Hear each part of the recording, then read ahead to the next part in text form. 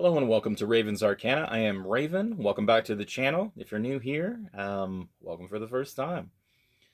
We're going to be talking about the second step in spiritual alchemy, that being disillusion. And in the first step in calcination, what we did is we took that lead, right, that spiritual lead, and we subjected it to fire. We reduced it to ashes. Now we're taking what is left over and we're actually dissolving that in water, right? And what we're doing spiritually is dissolving our identity, our connections to our false self, right?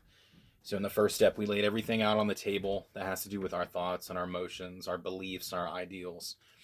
And we want to make sure going forward that we are gathering everything that really exhibits what we want to be, right? Our true, genuine self, and removing at some point everything that we have attachment with that does not serve us in our spiritual path. Now, we talked about lead once again, that spiritual lead and calcination in the first step. Now, with dissolution, according to the Emerald Tablet, right, that sacred Hermetic text written by supposedly Hermes Trismegistus, it says that dissolution, that second stage, is associated with tin, right? And with tin in alchemy, it was believed that tin had healing properties, and they actually made an elixir of the oil of tin. You can look that up as well. But tin is associated with healing, with meditation, with balance, and addressing basic emotional needs, right? And self-serving, right? When you talk about self-serving, typically you talk about someone that's arrogant, but we want to focus on ourselves so we can interact, with the collective, with other people. And also it's associated with the planet Jupiter, right? So tin and Jupiter are combined and they represent dissolution, right? When we talk about dissolving something in water, water really stands out. Water typically signifies focus on the subconscious and also unconscious. So our deepest, darkest depths of the individual psyche, right? So this is going to involve going through traumatic events, right?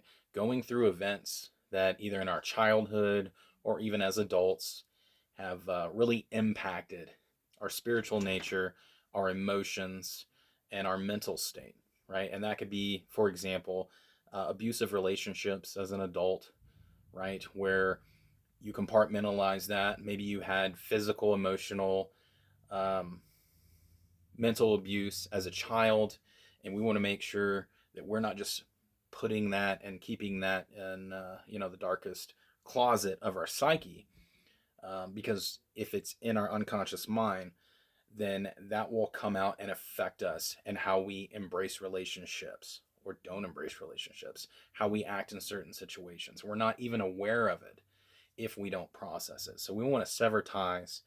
We want to dissolve our identity with those. Now, I think traumatic events obviously trigger valid thoughts, valid emotions, feelings, and the way we approach things.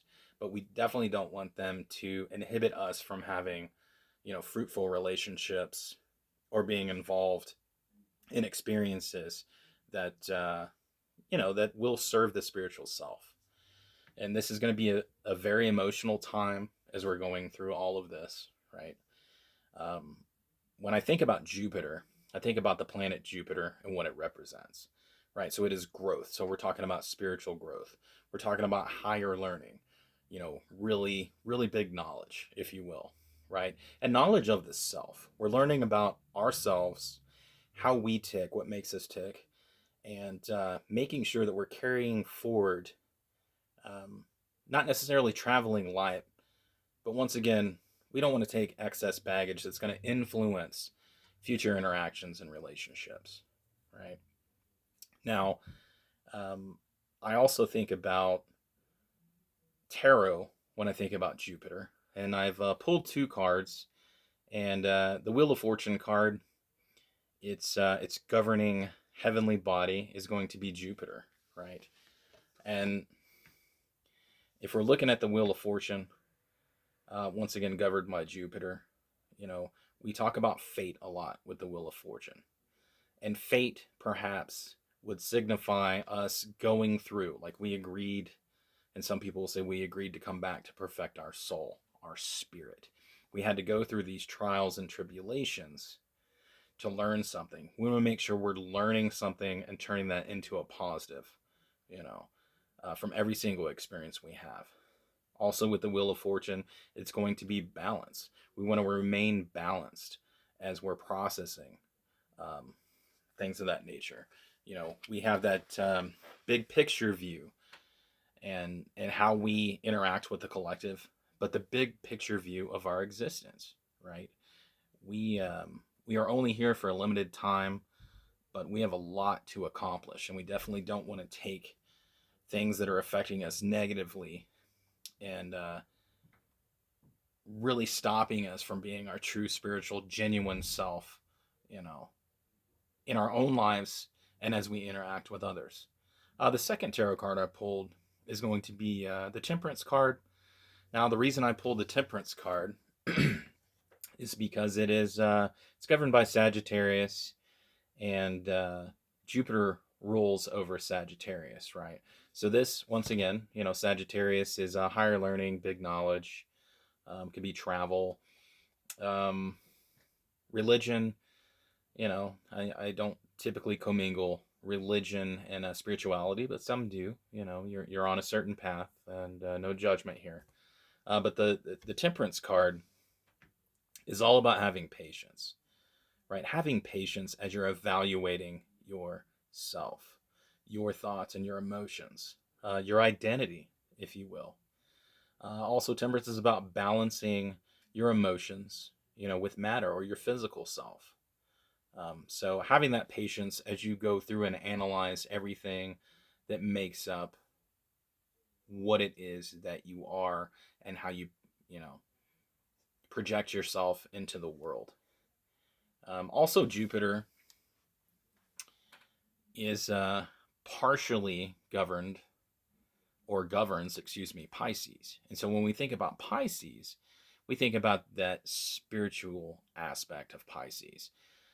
You know, also Pisces is addiction, right? So, and it can be addiction to substance, it can be addiction to people, it can be addiction to anything, you know, overindulgence, overabundance, and to make sure that we're recognizing that as well.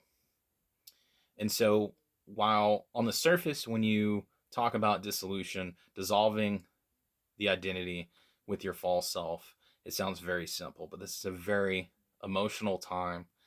And once again, we talk about true thought and emotion, false thought and emotion, but there's a lot of really, really true thoughts and emotions that drive our psyche and how we interact with others and how we treat ourselves, that we need to go through and make sure that we are learning from those, we're processing those, and only moving forward with things that are serving our spiritual self.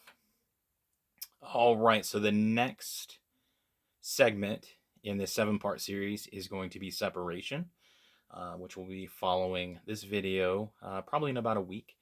But thank you so much for your time. I appreciate you being along for the ride. If you like the video, please give it a like, a thumbs up.